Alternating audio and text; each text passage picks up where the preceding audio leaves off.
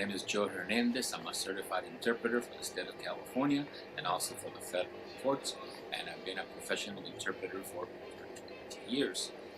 Before we get to our consecutive exercises, we are going to go over the rules for consecutive interpreting. Hopefully, you have already printed the text that says rules for consecutive interpreting, and we're going to go over it together. We have to make sure that we follow each and every one of these rules in order for us to be successful at the oral exam when we get to the consecutive portion. The consecutive portion gets a lot of people, and that's because it has so many rules that we have to keep track of while we are providing our interpretation. So let's make sure we know them before we get to our consecutive exercise. So please follow along. Number 1, do not interrupt the speaker. The entire question or the entire answer must be finished before you commence your interpretation. Do not attempt to mentally interpret until you have heard the entire message. So all we're doing, number 1, is listening very attentively to the entire message. Okay? The entire question must be finished, and the entire answer must be finished. We cannot interrupt the speaker. That's number 1. Don't try to interpret as you hear it. We do that in the simultaneous. During the consecutive, we take in the entire message first. Okay? Number 2, do not add anything to the message. No additions of any kind are allowed. So, if we receive a message and it has so many thoughts, when we convey that same message, it has to have the same number of thoughts. We cannot add anything to the message. The message must be identical. Number 3, do not omit from the message. Do not leave anything that was said out of the interpretation. So if the message has 6 thoughts, then my interpretation must have 6 thoughts as well, not 3 or 4 or 5. So number 3, do not omit from the message. Do not leave anything that was said out of the interpretation. Let's go to number 4. Do not change the message. Do not make changes to the message received. So if I receive a message, then I'm going to interpret that same message with no changes. This is very difficult to do. The only way to get good at this is to practice all the time. Okay, so number 4, do not change the message. It has to be the same message in the other language. Number 5, use the formal you. Usted se llama. ¿Dónde vive usted? The do form is strictly prohibited. It is always the formal you. Usted, usted, never say the word. Okay, that takes us to number 6. Take brief notes. At the consecutive, and only at the consecutive, they will provide to you a writing utensil and lots of paper for you to take notes if you wish.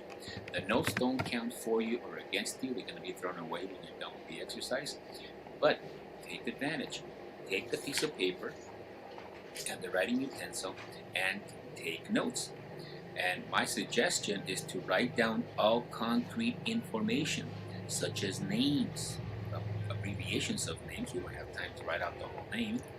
We want to write descriptions like 5'6", 160 pounds, the colors blue, yellow, green, the numbers like social security numbers 552, 22, 85, so that we are able to bring the message back correctly. We need to take those notes for sure. So years, absolutely, in 85, what did it happen in 86 or 97? So take brief notes. Write down all concrete information such as names, descriptions, colors, numbers, years, addresses, etc. All that is absolutely concrete. It cannot be the wrong address. It cannot be the wrong apartment number. That's why you have a pencil and paper. Okay, number 7. No extraneous noises. Do not make any sounds such as well, okay, etc. If the speaker did not say well, If the speaker did not say okay, then you cannot either. However, as you can tell, are just extraneous noises. You cannot say well, you cannot say okay, unless it was said by the speaker. So, no extraneous noises coming from the interpreter.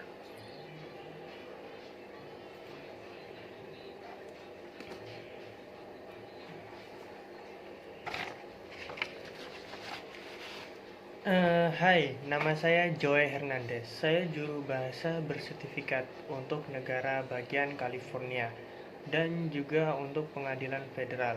Saya telah menjadi juru bahasa profesional selama lebih dari 20 tahun.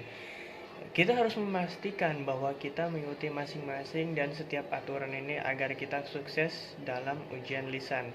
Karena ada begitu banyak aturan yang harus kita ikuti saat kita menyediakan interpretasi. Jadi mari kita pastikan kita mengetahuinya sebelum kita melanjutkan latihan kita. Nomor 1, jangan menyela pembicara. Nomor 1 adalah mendengarkan dengan penuh perhatian seluruh pesan, seluruh pertanyaan harus selesai dan seluruh jawaban harus selesai.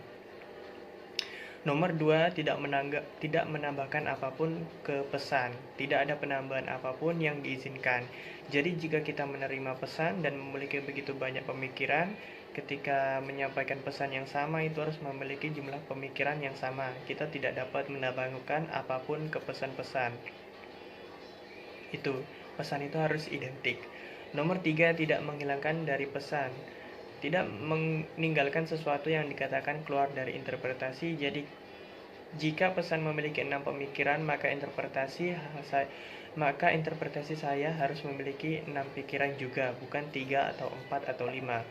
Nomor 4, jangan ubah pesan. Jangan ubah pesan yang diterima. Jadi jika saya menerima pesan, maka saya akan menafsirkan pesan yang sama tanpa perubahan.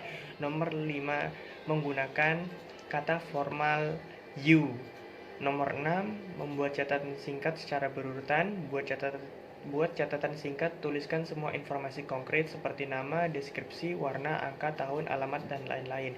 Semua yang benar konkret, tidak mungkin salah alamat, tidak mungkin salah nomor apartemen. Itu sebabnya Anda memiliki pensil dan kertas. Nomor 7, tidak ada suara asing, tidak membuat suara seperti oke, dan lain-lain. Jika pembicara tidak mengatakan, maka Anda juga tidak bisa mengatakannya. Seperti yang Anda ketahui, hanyalah suara-suara asing yang tidak dapat Anda ucapkan dengan baik. Anda tidak dapat mengatakan baik-baik saja kecuali jika dikatakan oleh pembicara, sehingga tidak ada suara-suara asing yang berasal dari penerjemah. Thank you.